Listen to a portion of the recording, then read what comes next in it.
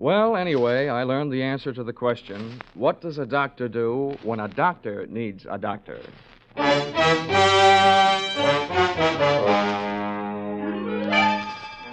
This is another in the adventures of America's fabulous freelance insurance investigator, Johnny Dollar. At Insurance Investigation, Johnny Dollar is only an expert. At making out his expense account, he's an absolute genius.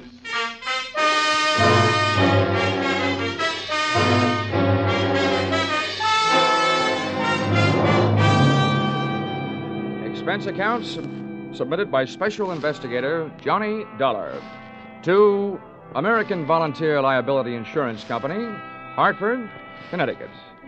Attention, Homer Shalley, General Manager. The following is an accounting of my expenditures during my investigation of one of your policyholders, Dr. Otto Schmedlich. Or, an apple a day sent the doctor away. Or, it couldn't have happened to a bigger worm. Expense account, item 1. 80 cents cab fare to your office in answer to your call. Tip to driver, $1. Oh, morning, Mr. Dollar. Hiya. Go right in. Mr. Shalley's expecting. Thanks, sir. Good morning, Dollar. Good morning. Sit down. Thank you. I'm sorry we had that unfortunate altercation over the last expense account you submitted to this office. Oh, that's all Of right. course, it was ridiculous. You're going around tipping cab drivers $1 after a 50-cent trip. Well, you know me, Homer. Just a silly, headstrong, impetuous boy. It was somebody else's money, yes. We've been through all that. What I want to talk to you now is, policy. Oh, here it is. Dr. Otto Schmedlich, Los Angeles, California. California? Doesn't anything ever happen in Hartford? I've been using an airplane seatbelt so much lately, I'm about ready to throw away my suspenders. Dr. Otto Schmedlich.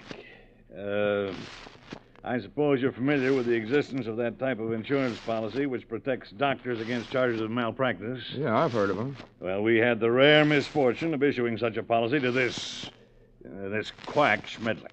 Well, what do you want me to do? Go out and take his temperature? Dollar, when I want to laugh, I tune in Jack Benny. Now, this is serious. The policy we issued to Dr. Schmedlich only covers him up to the extent of what is construed as accidental malpractice. If we can prove criminal malpractice, we can cancel the scoundrel's policy. Do you have a good reason to think it's criminal, or are you just toying with a happy thought? Look, our company has already paid off on 2 claims. Recently, we've heard rumors about this man. It seems the Medical Association is watching him very closely. But so far, no one can prove anything. Now, Dollar, do you want the assignment? No, but I'll take it.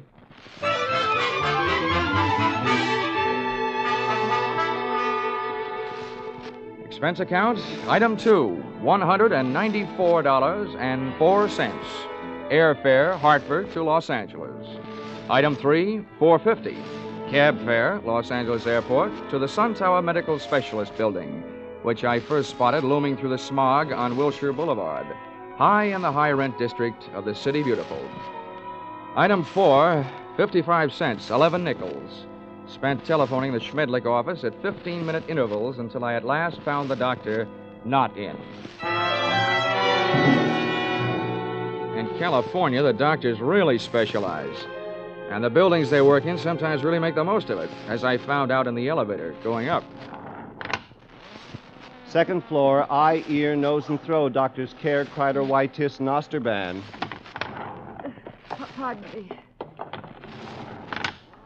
Third floor, fractures, strains, sprains, and dislocations. Doctors Fowler, Woodruff, Toigo, and Brown. Oh, pardon me. Fourth floor, obstetrics, orthopedic, pediatrics, and general practice. Dr. Small, Collier, Reynolds, Frank, Stanley, Feinbaum, and Schmedlich.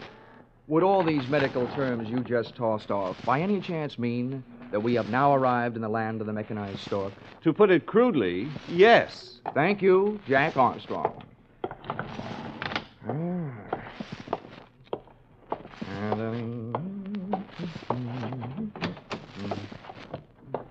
Good afternoon. Hello. Dr. Schmedlich in? Well, no, I'm sorry, he isn't. Oh, good. I mean, that's too bad. Just what do you mean? Well, I meant to say that, since the doctor isn't in, I mean, I'd rather talk to you anyway. You're prettier. I should be. I'm a girl.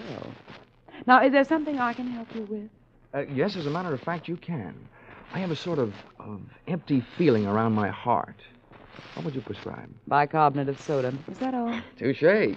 Now I have an empty feeling around my head. Please, will you state your business? Oh, now, honey, you should know that anybody who walks into a doctor's office wants to live. And after seeing you, I really want to live. What are you doing tonight? Well, I am not in the habit of making dates with strange men. Who's strange? And furthermore, you are perhaps the most insufferable, egotistical Now, if you just person. give me a chance, darling, I'm sure I'll be able to prove you're right. Why, I wouldn't be caught dead with you.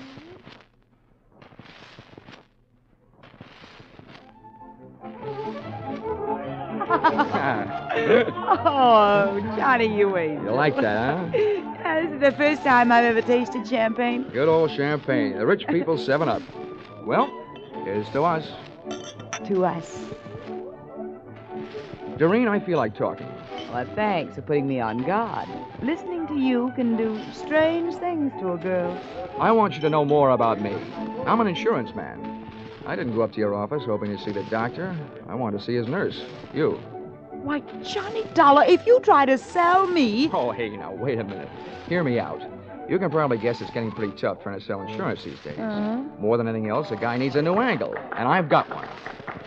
People who go to doctors are worried about their health. Now, people who are worried about their health are worried about the security of their families. So they become good prospects for insurance policies. No, but at the same time, aren't they also bad risks? A lot of them are, yeah. But they can't pass the insurance physical. But there are plenty of others. You should know the figures prove that as many healthy people go to doctors as do unhealthy. Perhaps the most popular disease in America is hypochondria, and the national headquarters seems to be located right here in Los Angeles. I see. And from me, you want a list of Dr. Schmedlich's patients? Smart girl. Smart boy.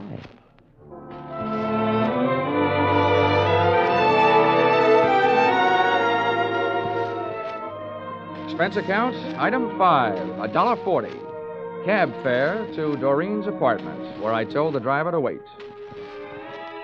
Expense account, same item, part 2, $28. Waiting time, before I took the cab the rest of the way back to my hotel.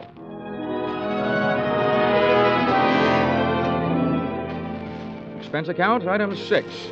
Breakfast the next morning, 2 hard-earned dollars for 2 soft-boiled eggs. The hen that laid them must do barnyard bits in the movies. At least at those prices, she could have autographed them. At 9:30, I was right on time for my morning appointment with Doreen to pick up the list of Dr. Schmedlich's patients, a half hour before the doctor was due to arrive. Well, Johnny, for a man who stayed up so late, you're very punctual. Oh, that's me.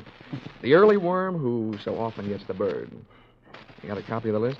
Yeah, got here at 8 to type it for Oh, you. fine. Here it is. So this is wonderful. You're a doll. Yeah. A. Aarons. You'd make the top of any alphabetical list. Look, this is a selfish way of saying thanks because I'll enjoy it more than you will, but dinner at Romanoff's tonight? I love it. Good. Good morning, Miss Smith. Oh, good morning, Dr. Schmedlich. Oh, these patients already? Oh, yes, Doctor. This is Mr. Dollar. He's from out of town. Good morning. Well, all right. What's the matter with you? Oh, it's really nothing. Let me be the judge of that. I will make the diagnosis. I will see you in a moment. Johnny, I don't know what happened. He's never come in this early before. I don't mind that, but I wish you hadn't made a patient out Well, of I it. just had to say something. He wants to know about everybody who comes in here. Johnny, you'll just have to go through with it. We can't let him know about the list. Okay. But what's this going to cost me? What does the old squarehead get for a checkup? $50 a consultation. Oh. Honey, instead of Romanoff's for dinner tonight, we better make it a drive-in. I'm sorry, Johnny, I am. You can come in now, Mr. Lawler. Oh, well, with a D, Doctor. The name is Dollar. Oh, yes, I forget. I have so many cases on my mind. Now, if you will be so good to slip off your jacket and your shirt while I talk. All right. Now, what is the nature of your complaint? Well, my back. Ah. See, I was in a small automobile crack-up driving out here. No, that's a dangerous, complicated area, the back. Now, if you'll be so good to get up on the table and lie down. Oh, all right. No, on your stomach. Yeah. The feet down here, please. That's good. Now, I tap your back. When I reach the painful area, please tell me. Yes, Doctor. Mm-hmm. Oh, very well muscled, Mr. Dollar. No bruises, strange. There it is. Aha. Well, not dangerously near the spine, but very interesting. Here, I think this will help. Oh! At first, it felt like a big bee sting about a quarter of the way up my back. Then came the buzzing inside my head. Whatever kind of liquid lullaby the good doctor sunk into my spine, it really rocked me to sleep.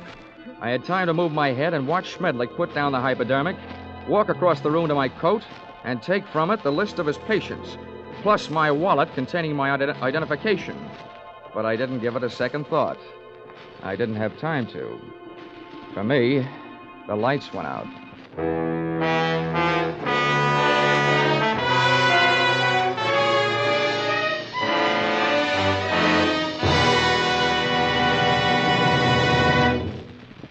In just a moment, we will return to the second act of Johnny Dollar. But first, assets, one block of wood. Liabilities, more trouble than the legendary paper hanger with the hives. It sounds as though Edgar Bergen had a pretty bad bank balance, doesn't it? But luckily for you, he comes back week after week to the CBS studios with his block of wood named Charlie and lets himself in for more trouble. As for you, you're really in the chips when you take in the Edgar Bergen Charlie McCarthy show, heard over most of these stations every Sunday. Don't miss their brightest, gayest show tomorrow night on CBS, where this fall you hear them all. Tune in this fall for the show that you love best of all. Listen carefully, here's the address. It's CBS. Now, with our star, Charles Russell, we return to the second act of yours truly, Johnny Dollar.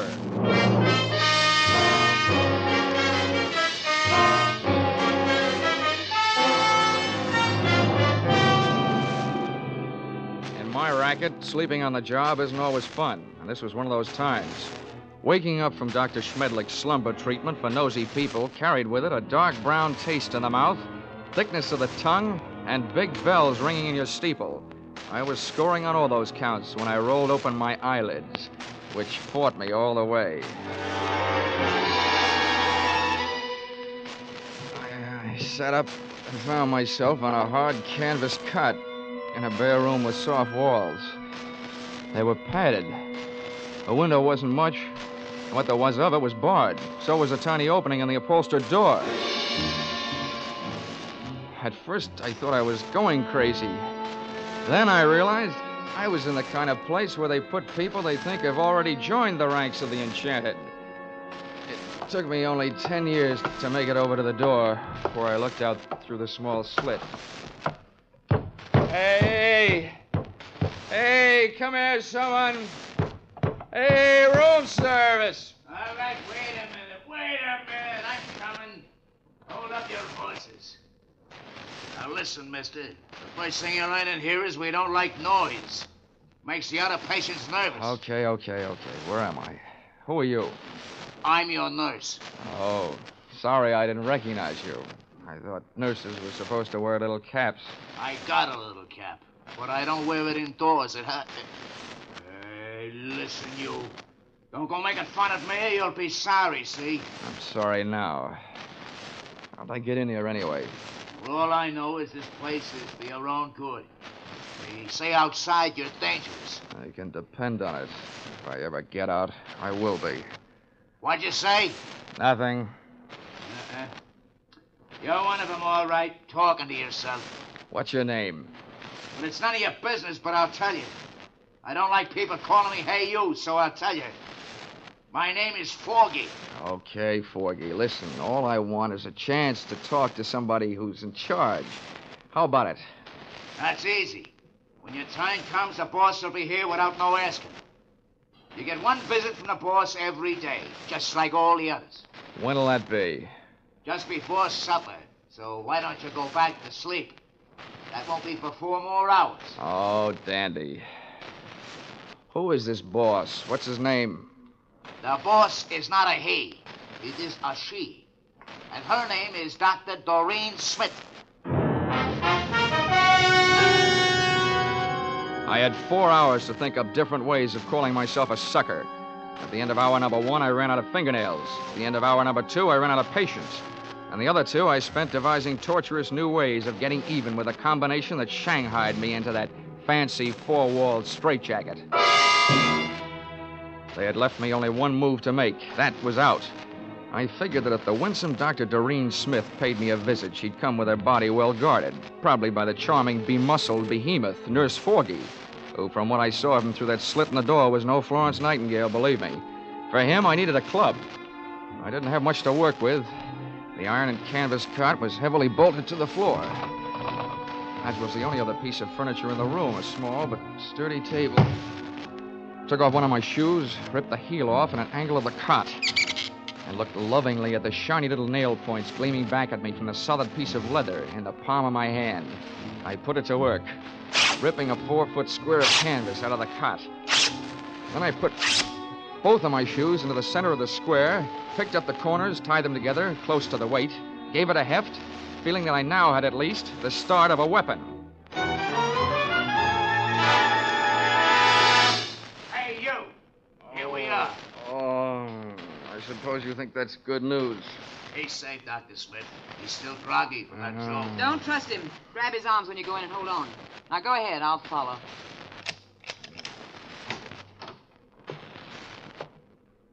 Don't try any tricks and we won't hurt you, see? Thanks, Nursey. I wouldn't think of it. Come here, you. Back in here, sweetheart. Oh, dropped your hypodermic. Planning on rocking me to sleep again, huh? You let go of me. Sure, but let me tell you something. This is one squirrel that's going to get out of this cage. Don't rub my fur the wrong way. My head aches. I'm seeing double. My nerve ends are whipping me to death. And for 2 cents, I'd punch you square in the nose. Because one thing for sure, you ain't no lady. Now, sit down. Stay there while I put on what's left of my shoes. You better go back to Hartford, little boy. This is too big for you. Being around you will make anybody grow old in a hurry. What do you think you're going to do? Right now, I'm going to take your keys, lock you in here with Sleeping Beauty there, and then I'm going out for a breath of fresh air. Have fun, the two of you. You can make a peach of a pair.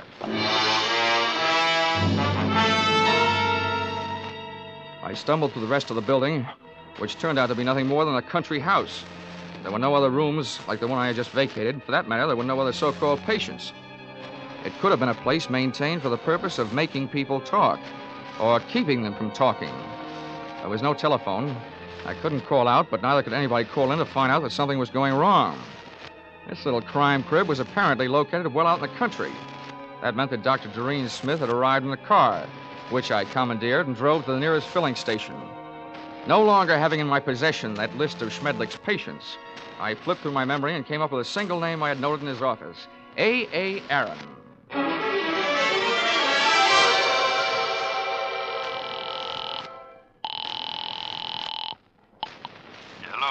Hello, is Mr. A.A. Aaron in, please? It is Aaron speaking. Oh, good. Mr. Aaron, I'm representing a group of West Coast druggists. I'm making a survey. Where do you have your prescriptions filled? It is at the Enjoy Pharmacy on Beverly Boulevard. Oh, I see. One more question, Mr. Aaron. I know that in many cases people go to the pharmacist recommended by their doctor. Is this the case with you? Yes, that is right. Well, thank you, Mr. A.A. Aaron.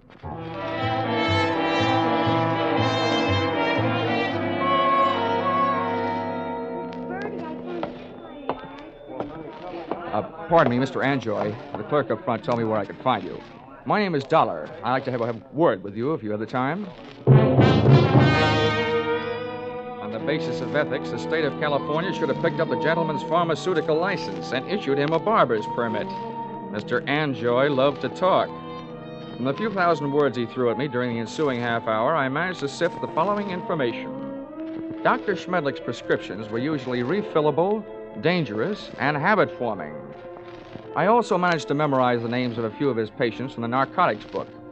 With these tucked into a lonely corner of my cerebral cortex, I limped out into the newborn night.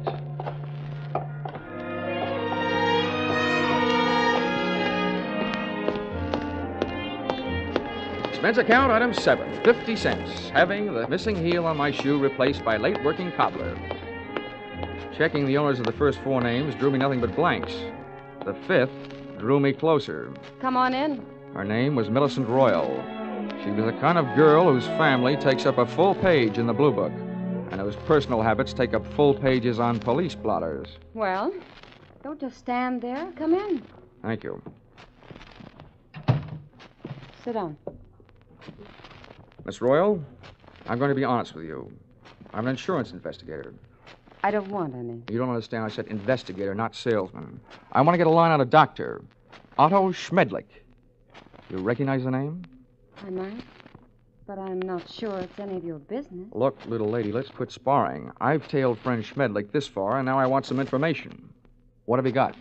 Nothing. He's a fine doctor, a wonderful doctor. I don't think he's doing you any good at all. You don't know anything about me. I'm afraid I do, more than you think. I know enough about Dr. Schmedlich to know that he's doing a lot of people a lot of trouble. I want to put him out of business, and you can help me. Oh, look, honey, Schmedlich isn't the one that needs protection. You do. You and the other people on the same spot you're on. Why don't you do yourself some good? I think you better leave now. Okay. Perhaps I'd better drop around to the home of Quincy P. Royal, Bel Air. My father? No, don't do that. And give me some answers. You can't make me. Nobody can. Anything that passes between a doctor and his patient is a secret. Nobody can make me say it, not even a judge. Whoa. Wait a minute. All right. If you change your mind, I'm staying at the Park Beverly Hotel. I'll trip them up sooner or later. If I have to, I'm turning it over to the federal men. Narcotics department. Why did I ever let you in here? Get out. Leave me alone. Go away. Please. You can't make me do anything. Well. Is my estranged wife having a lover's quarrel? Bill, get this man out of here. Make him leave me alone. I don't see why I should rescue you from anybody's clutches. But you, I don't like your look, so get out before I bust you in half. You know, you look like just the guy who might be able to do it. Happy honeymoon.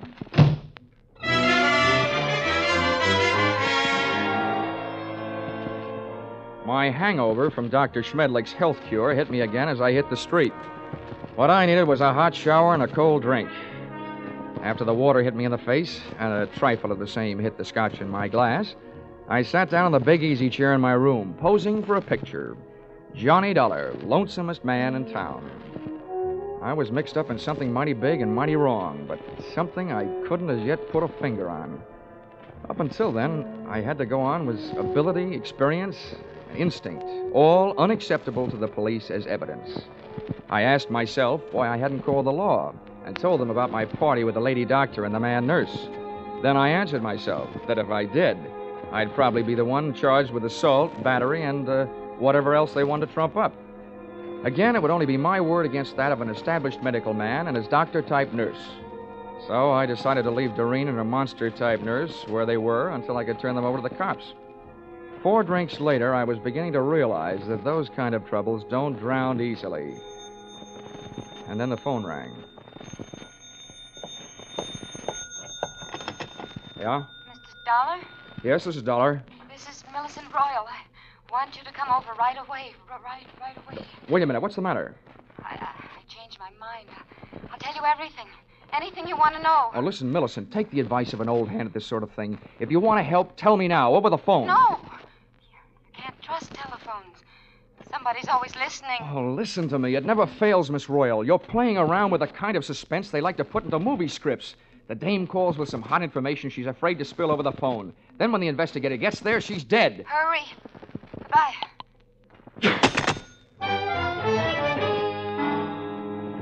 I went there. I was right. She was dead.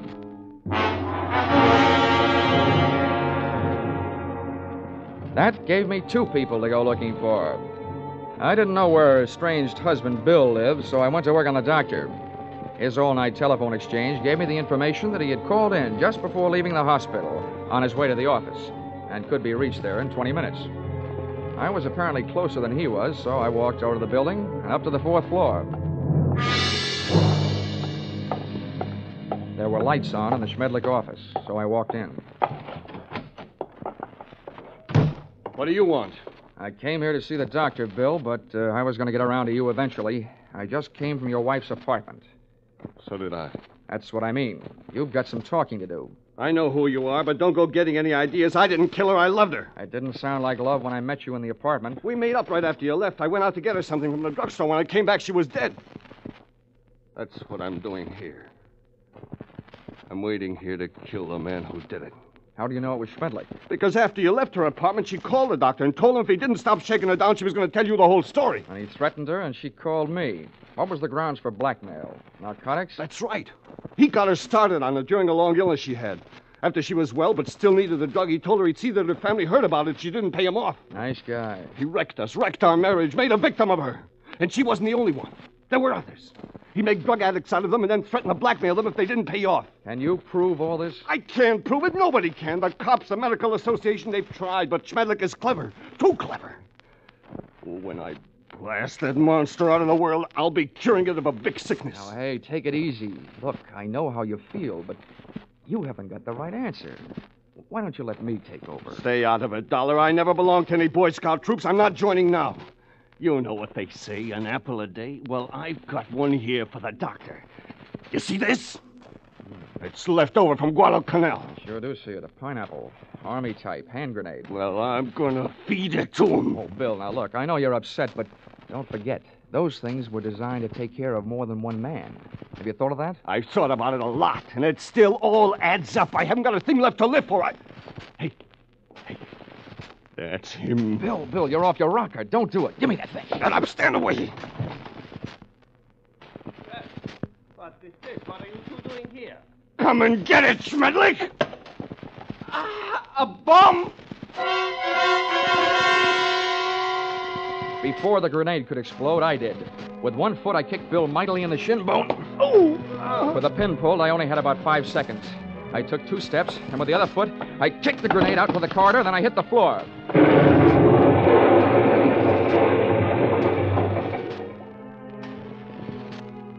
All right. I'll still take you to pieces, Schmedlich. I let Bill go to work on the doctor until he had socked him into a state of unconsciousness. And to save Bill from a murder rap, I did the same for him with a loose portable typewriter. Sorry, but it's time to typewrite the tagline, William. P.S. Then I called the police.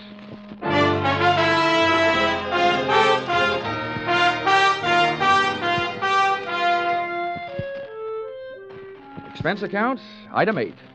$50, airplane rental, Burnsley charter service for flight to Palm Springs.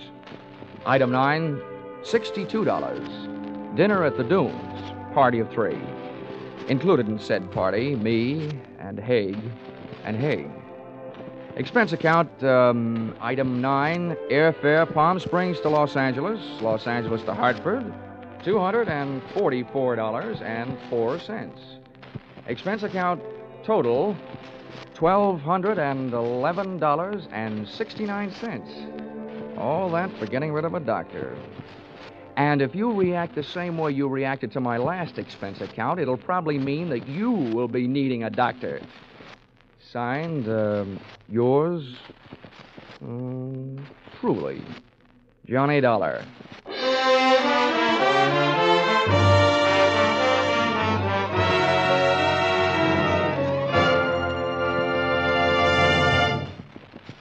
Yours truly, Johnny Dollar, is produced and directed by Gordon T. Hughes and stars Charles Russell. Script by Paul Dudley and Gil Dowd. Featured in the cast were Willard Waterman, Betty Lou Gerson, Larry Dobkin, Paul Dubov, Georgia Ellis, and Edmond McDonald. The special music is written and conducted by Wilbur Hatch.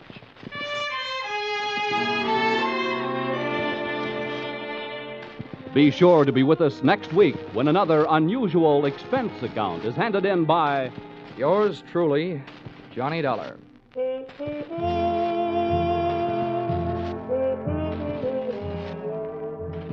Stay tuned for Vaughn Monroe and his Caravan, which follows immediately over most of these same stations. Paul Masterson speaking. This is CBS, the Columbia Broadcasting System.